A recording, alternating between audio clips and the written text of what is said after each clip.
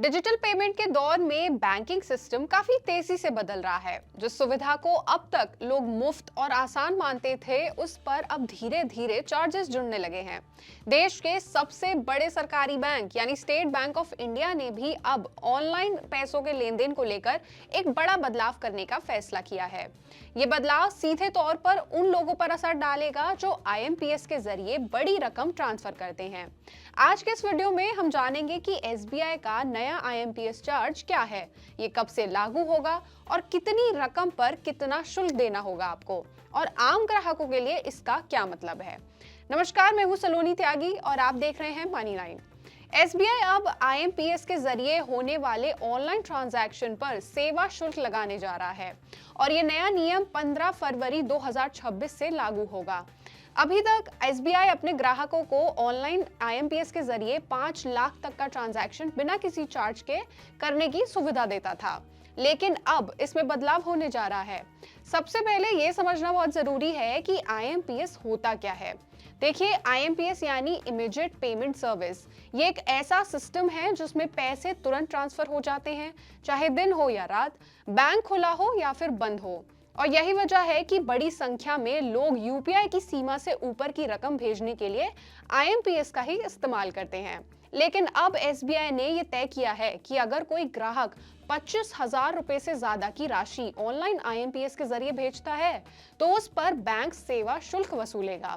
यह शुल्क ट्रांजैक्शन की रकम के आधार पर अलग अलग होगा और इसके ऊपर जीएसटी भी लगेगा। तो आइए अब नया चार्ज स्ट्रक्चर जो है वो समझ लेते हैं। 25,000 रुपए से 1 लाख रुपए तक के ट्रांजैक्शन पर 2 रुपए प्लस जीएसटी, 1 लाख से 2 लाख रुपए तक के ट्रांजैक्शन पर 6 रुपए प्लस जीएसटी और 2 लाख से 5 लाख तक के ट्रांजैक्शन पर 10 रुपए प्लस जीएसटी। ये रकम सुनने में हो सकता है आपको छोटी लगे, लेकिन जो लोग नियमित तौर पर बड़े बड़े ट्रांजैक्शंस करते हैं उनके लिए ये खर्च बहुत बड़ा साबित हो सकता है। ये चार्ज सिर्फ ऑनलाइन आईएमपीएस ट्रांजैक्शन पर लागू होगा, यानी इंटरनेट बैंकिंग, मोबाइल बैंकिंग और योनो ऐप। अगर कोई ग्राहक बैंक ब्रांच में जाकर आईएमपीएस ट्रांजैक्शन करता है तो वहां पहले से लागू चार्ज ही जारी रहेगा, यानी ब्रांच के जरिए आईएमपीएस करने पर कोई नया फीस जो है वो नहीं जुड़ेगी। ध्यान देने वाली बात इसमें यह है कि एसबीआई ने कुछ खातों को इस चार्ज से छूट दी है। खासतौर पर कुछ सैलरी अकाउंट्स और स्पेशल कैटेगरी अकाउंट्स को राहत दी गई है।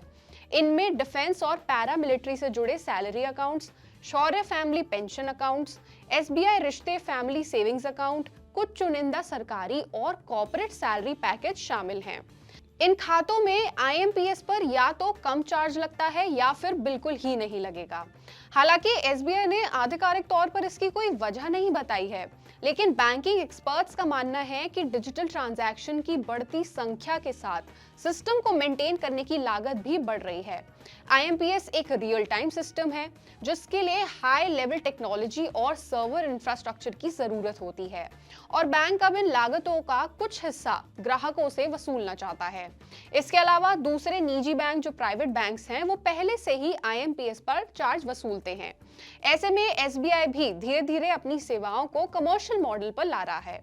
सबसे जरूरी बात यह है कि आईएमपीएस ट्रांजैक्शन कैंसिल नहीं किया जा सकता। एक बार ट्रांजैक्शन कंफर्म हो गया तो पैसा तुरंत ट्रांसफर हो जाता है, इसलिए रकम डालने से पहले अमाउंट जरूर जांचें, बेनिफिशियरी डिटेल्स कंफर्म करें और चार्ज को ध्यान में रखकर ट्रांजैक्शन प्लान करें। और अगर रकम बहुत ज्यादा नहीं है तो ग्राहक यानी कि आप यूपीआई या फिर एनईएफटी जैसे ऑप्शंस पर भी विचार कर सकते हैं। एसबीआई का ये जो नया फैसला है, इस पर आप क्या सोचते हैं, आप क्या राय रखते हैं, हमें कॉमेंट करके जरूर बताएं। और ऐसी ही और खबरों और अपडेट्स के लिए जुड़े रहिए हमारे साथ और देखते रहिए मनी 9।